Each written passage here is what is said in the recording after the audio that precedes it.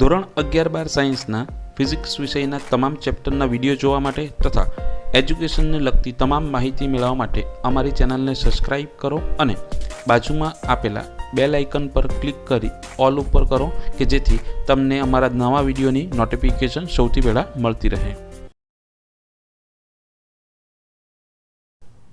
વિદ્યાર્થી મિત્રો, આજના વિડીયોમાં આપણે ધોરણ 11 સાયન્સની સેકન્ડ એક્ઝામ માટે ફિઝિક્સ વિષયના એમપી જોશું. લાસ્ટ વિડીયોમાં આપણે પાર્ટ 1ના એમપી જોઈ ગયા. આજના વિડીયોમાં આપણે પાર્ટ 2ના એમપી જોશું. આગળ બ્લુપ્રિન્ટ સમજાવેલી હતી કે 50માંથી 15 માર્ક્સનું તમારું પાર્ટ 1માંથી પૂછાશે અને બાકીનું 35 માર્ક્સનું ખરું જે પાર્ટ 2માંથી પૂછાશે. ઓકે, એટલે મોટાભાગનું પાર્ટ 2માંથી પૂછાશે. હવે ટીક કરવા માટે મારી પાસે રેફરન્સ છે કુમાર પ્રકાશનની દર્પણ. તમારી પાસે જે પણ રેફરન્સ હોય અથવા તો પાઠ્યપુસ્તક હોય તે સાથે રાખી શકો. હું સવાલ વાંચતો જઈશ, તમારે ટીક કરવાના છે. ક્વેશ્ચન નંબર ઉપર નીચે હોઈ શકે નવી જૂની રેફરન્સમાં. ઓકે, પણ હું ક્વેશ્ચન વાંચીશ એટલે તમારે એ પ્રમાણે ટીક કરવાનું છે. કદાચ વિડીયોમાં બ્લર થઈ જાય તો પણ તમારે એ રીતે ટીક કરવાનું છે, હું બોલીશ. ઓકે, 8મા ચેપ્ટરથી શરૂઆત કરીએ. ઘન પદાર્થના યાંત્રિક ગુણધર્મો. બ્લુપ્રિન્ટ પ્રમાણે 8મા ચેપ્ટરમાંથી 1 માર્ક્સનો એક સવાલ, 2 માર્ક્સનો એક સવાલ અથવામાં આવશે, 3 માર્ક્સનો એક કમ્પલસરી અને એક અથવામાં. એટલે કે 1 માર્ક્સ, 2 માર્ક્સ, 3 માર્ક્સ એ બધી વસ્તુ આમાંથી પૂછવાની છે. 4 માર્ક્સનો ક્વેશ્ચન આ ચેપ્ટરમાંથી નથી. કયા કયા ક્વેશ્ચન તમારે કરવાના છે? ઓકે, ચાલો શરૂઆત કરીએ. સૌથી પહેલાં છે હુકનો નિયમ સમજાવો. મારામાં 9મા નંબરનો ક્વેશ્ચન છે, તમારામાં 9ની જગ્યાએ 10 હોઈ શકે અથવા 8 હોઈ શકે. હુકનો નિયમ સમજાવો એ કરવાનો છે.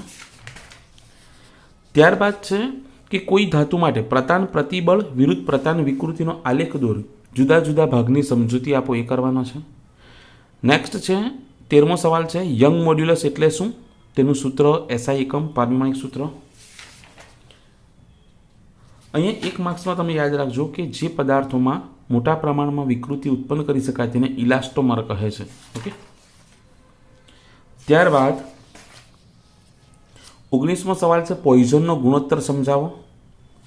21મો સવાલ છે તારને ખેંચતા તેમાં સંગ્રહ પામતી સ્થિતિસ્થાપકીય સ્થિતિ ઉર્જાનું સૂત્ર મેળવો. ત્યારબાદ 23મો સવાલ છે વંકન એટલે શું, વંકનની સમસ્યાનું નિવારણ કેવી રીતે કરી શકાય તથા બકલિંગ એટલે શું, તેના નિવારણ માટે શું કરવું જોઈએ. આટલી થિયરી કરવાની છે. દાખલામાં જોઈએ તો ઉદાહરણનો પહેલો દાખલો કરવાનો છે. ત્યારબાદ ચોથો, પાંચમો. પહેલો, ચોથો અને પાંચમો. સ્વાધ્યાયમાં પહેલો, પાંચમો, છઠ્ઠો, સાતમો, આઠમો, 9મો. 5, 6, 7, 8, 9. ત્યારબાદ 11મો દાખલો, 13મો. 11, 13, 14. 11, 13, 14, 15 અને 16. હવે આપણે જે આઈએમપી આપીએ છીએ તે 50માંથી જે 35 માર્ક્સનું પૂછાય છે તમારે 1 માર્ક્સના સવાલ સિવાય, એ 35માંથી 35 આવે એના માટે આઈએમપી છે. એટલે મારી પાસે એવા કોઈ 5-10 સવાલ નથી કે એ જ પૂછાય. ખાલી પાસ થવાનું આઈએમપી અલગ હોઈ શકે અને ફૂલ માર્ક્સ લાવવા માટેનું આઈએમપી છે 35માંથી 35. 1 માર્ક્સના સવાલનું આઈએમપી ના હોઈ શકે, એ ગમે ત્યાંથી પૂછાઈ શકે, એટલે આપણે એ આઈએમપી આપતા નથી. ઓકે, નેક્સ્ટ જોઈએ 9મું ચેપ્ટર તરલના યાંત્રિક ગુણધર્મો. બ્લુપ્રિન્ટ પ્રમાણે તેમાં 1 માર્ક્સનો એક સવાલ, 2 માર્ક્સનો એક સવાલ, 3 માર્ક્સનો એક સવાલ અને 4 માર્ક્સનો એક સવાલ. 2 માર્ક્સનો સવાલ અથવામાં છે. એટલે 1, 2, 3, 4 દરેક વેરાયટી છે. એટલે આમાંથી મેક્સિમમ ક્વેશ્ચન આપણે ટીક કરશું, કેમ કે કોઈક ને કોઈક ગમે તેમાં પૂછશે. કોઈક 1માં પૂછી કાઢે, કોઈક 2માં પૂછી કાઢે. ઓકે, એટલે આમાંથી વધારે આવશે. 12મો સવાલ છે પાસ્કલનો નિયમ લખો અને સાબિત કરો. ક્વેશ્ચન નંબર ના જોતા સવાલ સાંભળજો. ત્યારબાદ 14મો સવાલ છે ઊંડાઈ સાથે દબાણમાં થતા ફેરફારની ચર્ચા કરો અથવા એચ ઊંચાઈવાળા અને રો ઘનતાવાળા તરલ સ્તંભના કારણે ઉદ્ભવતા દબાણનું સૂત્ર મેળવો.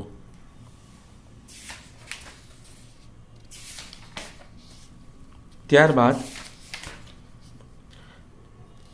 31મો સવાલ છે સાતત્ય સમીકરણ. 33મો સવાલ બર્નોલીનો સિદ્ધાંત, બર્નોલી મોસ્ટ આઈએમપી. ત્યારબાદ 39મો સવાલ બહાર આવતા તરલની ઝડપ અથવા તો ટોરિસેલીનો નિયમ લખો એવું કીધું હશે. આ જે ડાયનેમિક લિફ્ટ છે તે એકવાર વાંચી જજો, એકાદ વાર પૂછાયેલું છે. ત્યારબાદ છે સ્ટોક્સનો નિયમ, 49મો સવાલ. નેક્સ્ટ 60મો સવાલ છે પ્રવાહીના બુંદ અને પરપોટા માટે દબાણના તફાવતનું સમીકરણ તારવો. અને 61મો સવાલ 60-61 બંને મોસ્ટ આઈએમપી. કેશાકર્ષણ એટલે શું? કેસ નળીમાં ઉપર ચડતા પ્રવાહીની ઊંચાઈ માટેનું સૂત્ર મેળવો.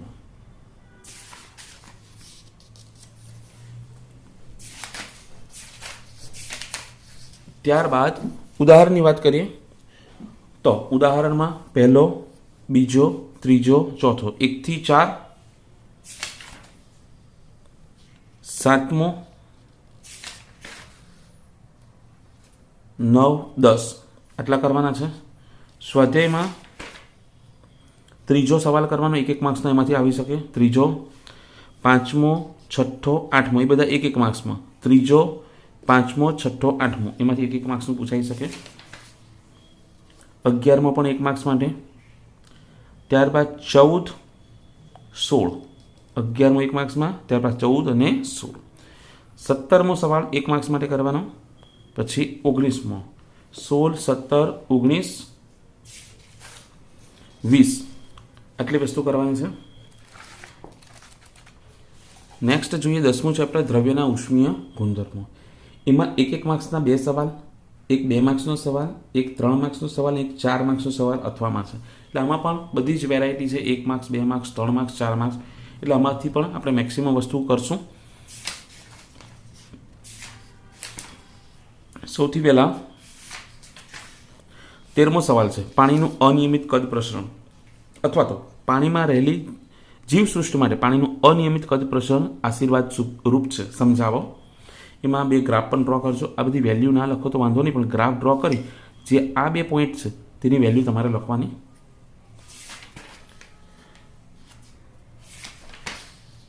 ત્યારબાદ 20મો સવાલ છે કેલરીમેટ્રી એટલે શું? કેલરીમીટરનો સિદ્ધાંત અને રચના સમજાવો.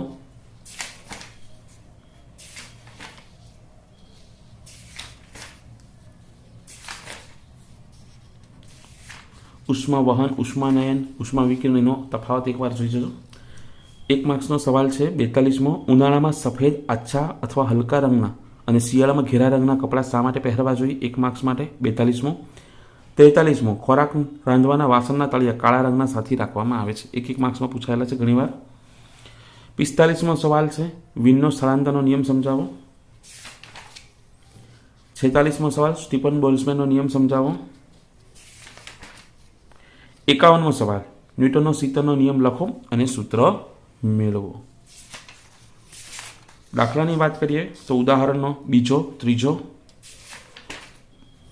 ચોથો, 5મો, બીજો, ત્રીજો, ચોથો, 5મો અને 8મો આટલું કરવાનું છે. સ્વાધ્યાયમાં પહેલો દાખલો 1 માર્ક્સમાં કોઈ પણ એક એકમની અંદર તાપમાન આપેલું હોય અને બીજા એકમમાં તમને કન્વર્ટ કરવા કહેશે. સેલ્સિયસમાંથી કેલ્વિનમાં, કેલ્વિનમાંથી ફેરાનહીટમાં, એવું કંઈ પણ આવી શકે 1 માર્ક્સમાં. ત્યાર પછી ત્રીજો દાખલો 7, 8, 9, 10, 11, 12, 13 7 થી 13 7, 8, 9, 10, 11, 12, 13.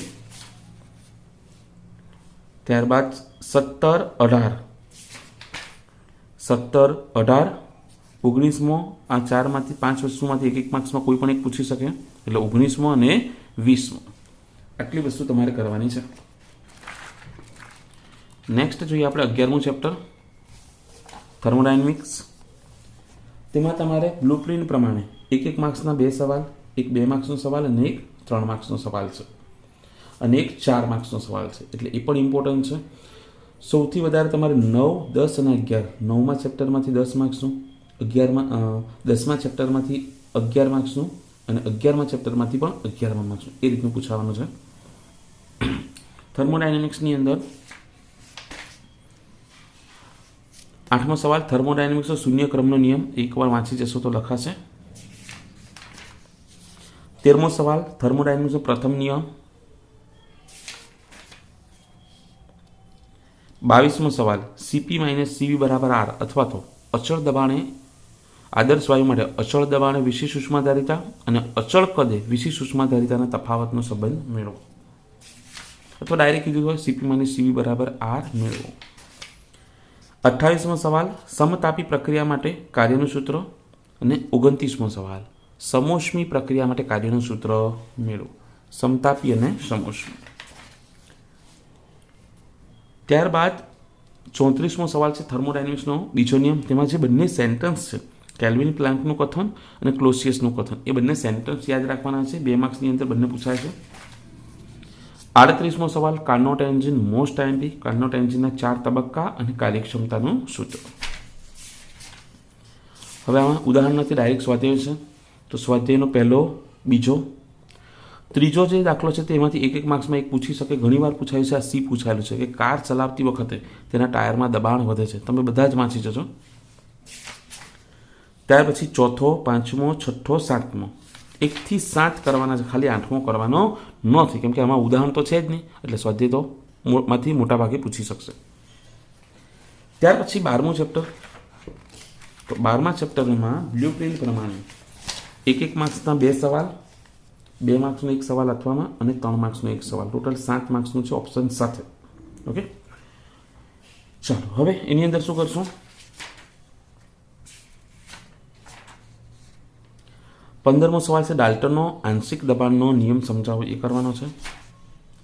17મો સવાલ આદર્શ વાયુના ગતિવાદ માટે વાયુનું મોડલ કેવું હોવું જોઈએ, અથવા આદર્શ વાયુના મોડલની પૂર્વધારણાઓ લખો. ત્યારબાદ 18મો સવાલ આદર્શ વાયુનું દબાણ કે ભાઈ વાયુપાત્રમાં રહેલા વાયુના અણુઓ વડે ડેલ્ટા ટી સમયમાં વાયુપાત્રની દિવાલને પ્રાપ્ત થયેલા કુલ વેગમાનનું સમીકરણ મેળવો, 18મો. અને 19મો છે વેગમાનના સૂત્ર પરથી દબાણનું સૂત્ર. ખાલી વેગમાન કીધું તો 18મો, વેગમાનના સૂત્ર પરથી દબાણ કીધું તો 19મો. અને જો કંઈ જ ન કીધું હોય, ખાલી દબાણ મેળવો તો તમારે વેગમાન પહેલાં મેળવવાનું, ત્યાર પછી દબાણ. 21મો સવાલ આદર્શ વાયુઓના તાપમાનનું ગતિક અર્થઘટન સમજાવો, એ કરવાનો છે.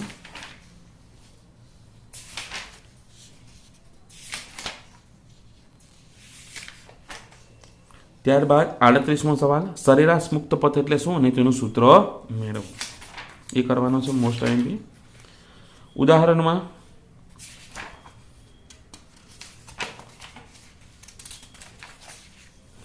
ચોથો, પાંચમો, છઠ્ઠો, 4, 5, 6, 8, 9, 4, 5, 6, 8 અને 9. ત્યાર પછી સ્વાધ્યાયની વાત કરીએ તો સ્વાધ્યાયમાં બીજો, ચોથો, પાંચમો, 2, 4, 5, 6, 7મો 1 માર્ક્સમાં કોઈ પણ એક તાપમાન આપે અને એની ઉષ્મીય ઉર્જા 3/2 kb × T પરથી શોધવાની, એટલે એમાંથી કોઈ પણ એક પૂછી શકે 1 માર્ક્સમાં. અને 9મો 4, 5, 6, 7, 9, બરાબર. 10મો કરવાની જરૂર નથી. ઓકે, તો આ આઈએમપી થઈ ગયું આપણું પાર્ટ 2નું. પાર્ટ 1નું આપેલું છે, પાર્ટ 2નું આપેલું છે, એમાંથી જ પૂછાશે. જો કોઈ સવાલમાં છેડછાડ કરે તે અથવામાં નીકળી જશે, એટલે 35માંથી 35 માર્ક્સ આવશે. આટલું કરશો તો ઓકે.